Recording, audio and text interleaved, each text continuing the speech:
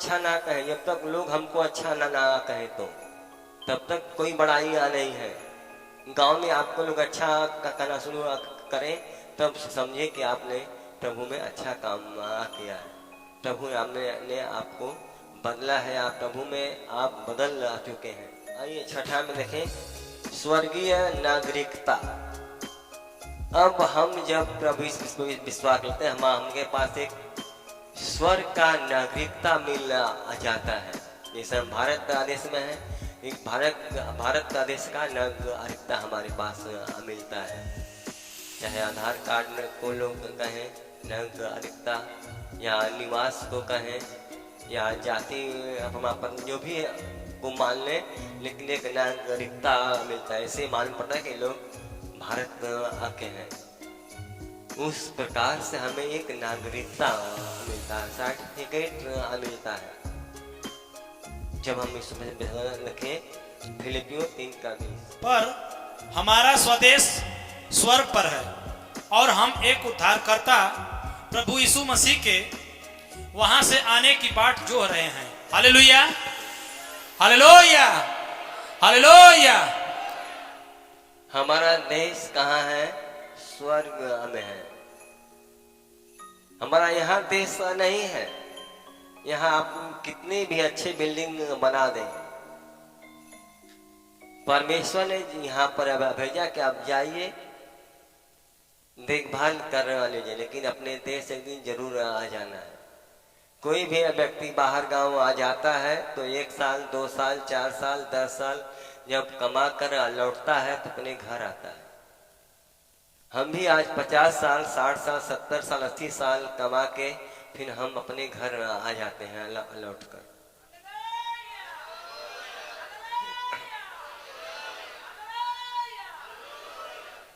हमारा स्वदेश वहां है, यहाँ नहीं है। हमें भ्रम में ना पड़े कि हमने यहाँ पर बहुत बना दिया है, एक कुछ नहीं है।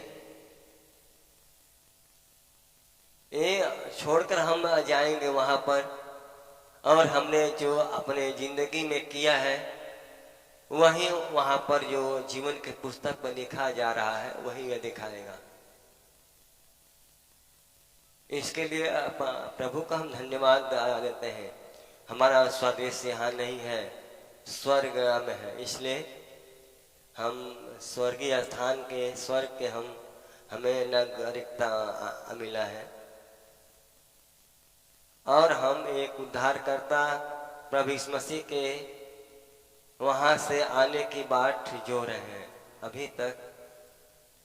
आज इतने साल से हम लोग सुनते हैं कि प्रभु आ रहा है, आ रहा है, आ रहा है। अभी सब लोग इंतजार करते हैं, प्रभु आ रहा है, वो आएगा। हम लोग एक बाट इंतजार कर रहे हैं। बाट जो है ना, यानी इंतजार करना। हम लोग इंतजार कर रहे हैं प्रभु यीशु मसीह का को आएगा। जब वो आएगा तो लोग कहते हैं दूध का दूध और पानी का पानी करेगा वो, यानी पापी को पापी ठहराएगा, धर्मी को धर्मी ठहराएगा। भेड़ को एक तरफ छाटेगा, बकरी को एक तरफ छाटेगा। जो लोग के पास नागरिकता है स्वर्ग का, उनको स्वर्गीय स्थान में रखेगा। जिनके पास नहीं है उनको नरक में ढकेल देगा। वो यही हाल है परमेश्वर का। उन्होंने इसीलिए हमें बनाया है। बाइबल में लिखा गया है स्वर्ग और नरक। जो लोग प्रभु को नहीं मानते वो लोग भी स्वर्ग और नरक का नाम मान लेते हैं। जब हम नहीं मानते थे प्रभु को तो भी लोग कहते हैं तू नरक में जाएगा। गांव में देखिए, देहात में जाकर सुनिए गाली लोगों का, तू इतना बुरा काम करता है तू नरक में जाएगा, नरक में भी जगह नहीं मिलेगा। लोग ऐसा श्राप को देते हैं। तो बुरे लोगों का जगह वही है। चाहे कोई भी व्यक्ति हो, चाहे पास्टर हो, चाहे लीडर हो, चाहे सेवक हो, चाहे विश्वासी हो, अगर उसके पास परमेश्वर का आज्ञा नहीं है, परमेश्वर का नागरिकता नहीं है। नागरिकता उसी को देता है जिसे वो जानता है।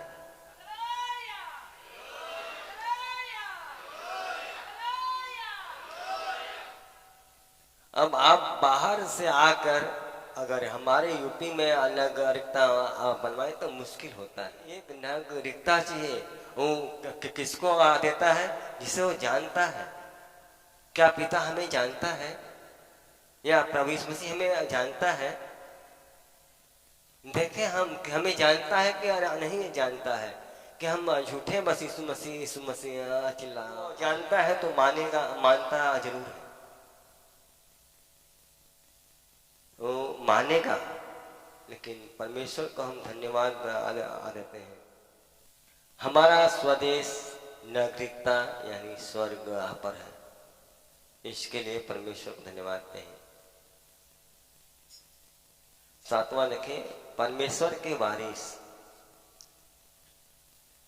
हम परमेश्वर के वारिस होते हैं। रोमियो 8:17। और यदि संतान है तो वारिस भी, वरन परमेश्वर के वारिस और मसीह के संगी वारिस हैं, कि जब हम उसके साथ दुख उठाएं तो उसके साथ महिमा भी पाएं। Hallelujah, hallelujah, hallelujah. वारिस का मतलब क्या होता है? अब देखिए सिंपल से अब आते हैं। वारिस जैसे पिता मरता है, उस संपत्ति का वारिस जो होता है, जो उसका बेटा होता है, वही होता है। या जिनके पास बच्चे नहीं हैं, अपना वारिस बनाने अगले किसी को गोद आ लेते हैं कि हमारा वारिस होगा। आज हम एक परमेश्वर के संतान हैं, इसलिए हम उसके वारिस हैं। आप सोचिए कि वारिस होने का मतलब होता है स्वर्ग स्थान मेरा है, उनके बाद मेरा है, उन्होंने हमें दिया है। अब हमारे जीवन से और हमसे कोई छीन नहीं सकता है। हो सकता है किसी का बेटा दारू पीता हो, बाप को नहीं भाता हो, तब बाप क्या करता है? या तो अपने बेटी को सब लिख देता है, वारिस करता है, या अपने नाती को करता है, या फिर अपने भाई को कर देता है। अब सोचिए यदि हम ऐसे उनके लायक नहीं हैं, उनकी हम सेवा नहीं करते हैं, उनका हम देखभाल नहीं करते हैं, उनको हम खुश नहीं करते हैं, तो स्वर्ग का स्थान किसी और को देगा। फिर हम भटकेंगे, तो फिर हमें रोना होगा और दांत पिसना होगा। इसलिए हमें पिता को खुश करना है और हमें पिता के लायक बनना है, ताकि हम उसका वारिस अगर हैं तो हम संतान हैं तो वारिस भी है, वरन परमेश्वर के वारिस और मसीह के संगी वारिस, मसीह के भी साथ संगी वारिस हैं। ये नहीं केवल पिता के ही, मसीह के भी, कि जब हम उसके साथ दुख उठाएं तो उसके साथ महिमा भी पाएं। यदि आज हम दुख उठा रहे हैं तो कल महिमा भी जरूर पाएंगे। महिमा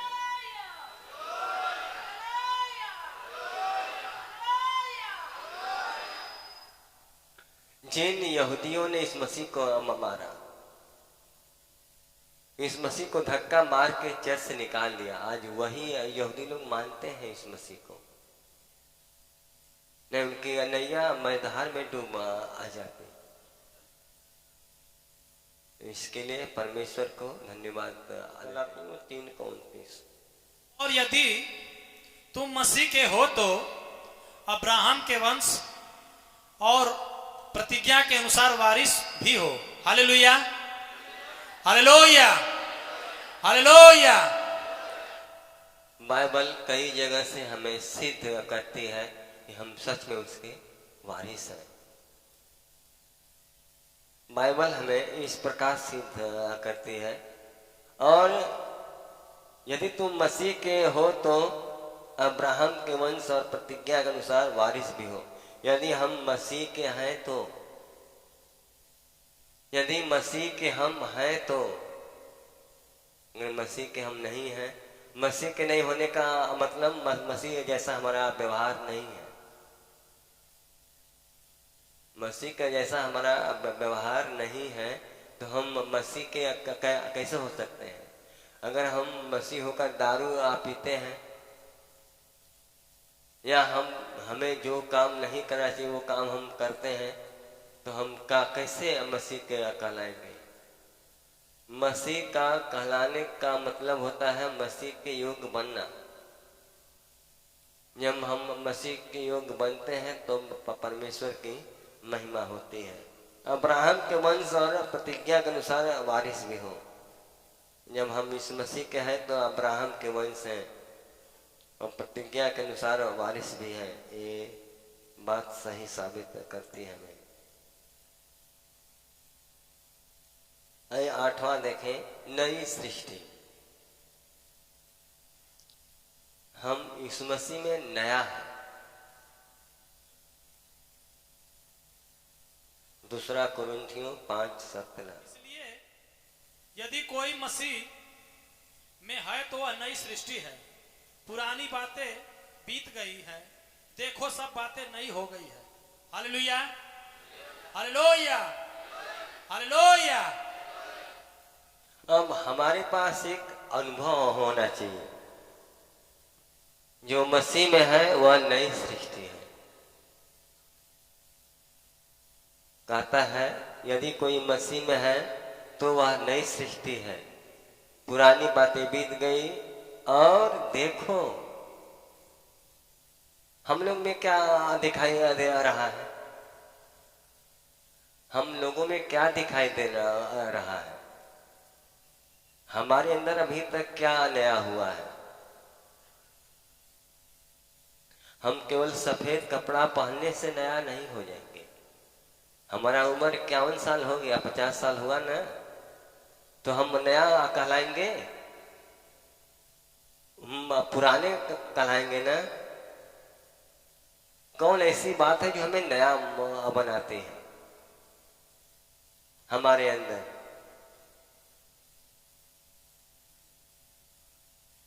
हमें देखना है अपने आप को। बाइबल हमें कहती है हम पतित यानी कि पतित आदम के पुराने स्वभाव के साथ जन्मे थे, अब हमारे अंदर परमेश्वर का स्वभाव है। यही एक हमारा पहचान है, हमारा एक स्वभाव जो हमें लोगों को याद दिलाएगा। हम नए हो या पुराने हो, सबके लिए एक ही भाषा है, उनका स्वभाव, उनका चरित्र कैसा है, उनका स्वभाव कैसा है, उनसे उनका परिवार खुश है क्या, उनके लोग खुश हैं क्या, उनके गांव में लोग उनसे खुश रहते हैं क्या। बाइबल कहती है जो व्यक्ति अपने घर की रखवाली ना करे वो परमेश्वर की कलीसिया का रखवाली कैसे करेगा। सोचिए, एक जिम्मेदारी है। प्रभु यीशु मसीह एक जिम्मेदार व्यक्ति को ठहराता है। पतरस को क्यों चुना? एक जिम्मेदार व्यक्ति था। पतरस अपने परिवार का पालन पोषण परिश्रम से करता था। रात भर मेहनत करता था, जब तक नहीं मारता था मछली, नहीं अपने उसके परिवार के योग्य हो जाता था कि हमारा परिवार से चल आ जाएगा। जो लोग रोज कमाते उनसे पूछिए, जितने लोग रोज कमाते हैं, रोज कीनते हैं, रोज खाते हैं, उनके दिल से पूछिए अगर 2 दिन बैठ आ गए तो परिवार भूखा मरेगा। थोड़ा हम अंदर की गहराई से देखें। व्यक्ति को ऐसा होना चाहिए, व्यक्ति परिश्रम करने वाला, अपने ओर से नहीं चुकना चाहिए, आगे प्रभु की मर्जी।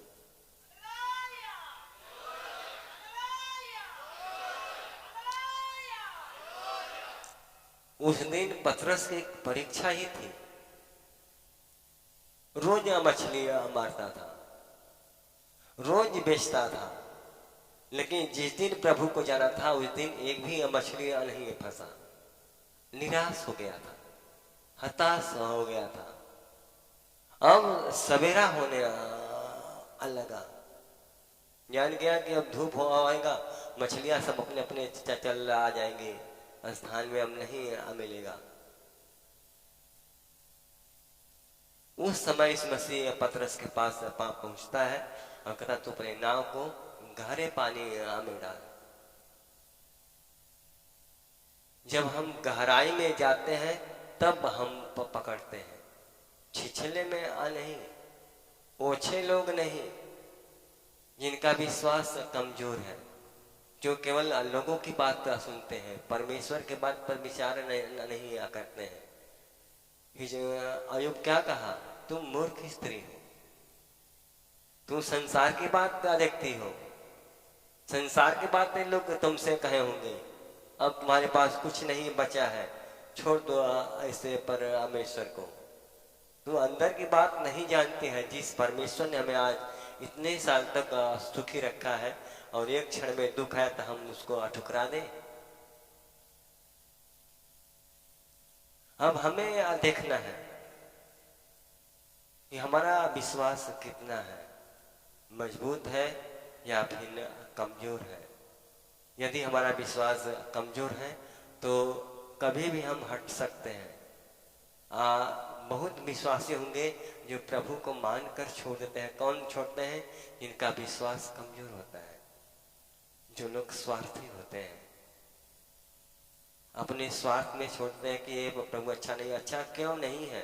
अच्छा हम नहीं है कि मैंने हमारे व्यवहार में कोई बदलाव नहीं आया, हमारा स्वभाव नहीं बदला।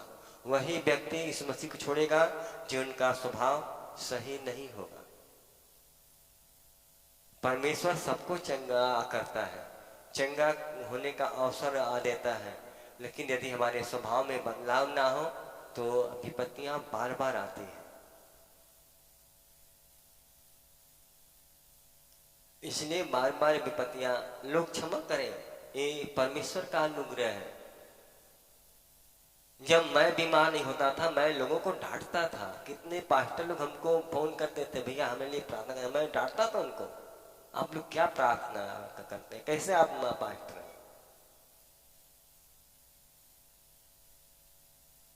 लेकिन यह एहसास होता है कि हमने गलती किया है। आपने देखा होगा दाऊद को, परमेश्वर ने दाऊद के गुरु को, जिसे हम साउल कहते हैं, उसके हाथों में दे दिया और कहा कि तू उसको मार। परमेश्वर स्वयं कहा तू उसको मार, क्योंकि तेरा वो घात करता है और तेरे घात में लगा है, देख तुम्हें मैंने तेरे हाथ में दे दिया है। क्या कहता है दाऊद? ना प्रभु, मैं अपने अभिषिक्त पर हाथ नहीं उठाऊंगा। सोचिए, परमेश्वर खुद कहा, वो टेस्ट ले आ रहा था दाऊद का कि देखिए दाऊद क्या करता है। गुरु तो गुरु है, चाहे जैसा भी है, वो अगुआ था उसका, उसको अभिषेक किया था, उसके द्वारा दाऊद जाना था प्रभु को। उसके महत्व को दाऊद कम नहीं करता है। परमेश्वर को जवाब दे देता है, नहीं प्रभु, मैं अपने अभिषिक्त पर हाथ नहीं उठाऊंगा। यह है, देखिए, परमेश्वर का एक सिद्धांत होता है, नियम होता है। आज हम लोगों में नियम है, सिद्धांत है, विचार है, शिष्टाचार है? नहीं है। हम लोगों में वही कमी है। हम लोग को सुधारे अपने आप को। अगर हम लोग की ऐसी दशा रहेगी तो प्रभु को आने में बहुत समय लगेगा। बाइबल कहती है कि जब हर एक जीव अंगीकार करेगी और हर एक घुटना झुकेगा परमेश्वर के सामने और जीव अंगीकार करेगी कि यीशु ही प्रभु है, तब वो आएगा। लेकिन ये होना अभी बहुत काफी दूर है, क्योंकि अभी तक हमारे स्वभाव में अंतर नहीं है। तो हमको देखकर लोग कैसे अब बदलेंगे? हमें और आपको देखकर लोगों में अनुभव हो कि नहीं ये लोग पहले कैसे थे, आज या कैसे हैं।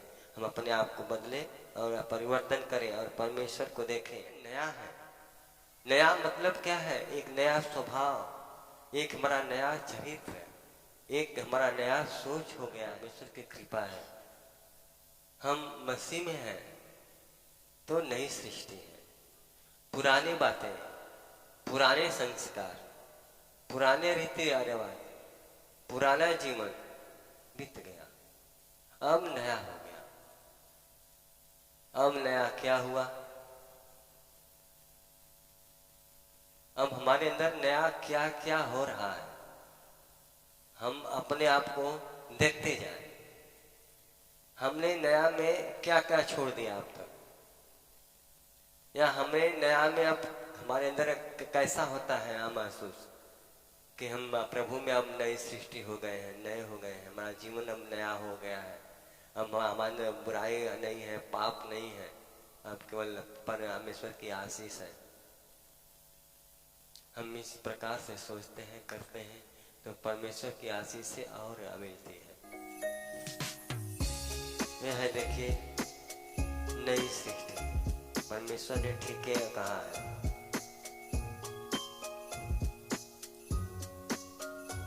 यदि कोई मसीह में है तो वह नई सृष्टि है, पुरानी बात बीत गई और देखो सब बातें नहीं हुई। देखो सब बातें, यानी कि एक भी बात पुरानी नहीं है। अब हम देखें, आप देखें, सब बातें नई हो गई हैं। नए ढंग से हर एक काम करें, परमेश्वर की आशीष पाएं और परमेश्वर की कृपा पाएं। परमेश्वर को धन्यवाद दें इस वचन पर।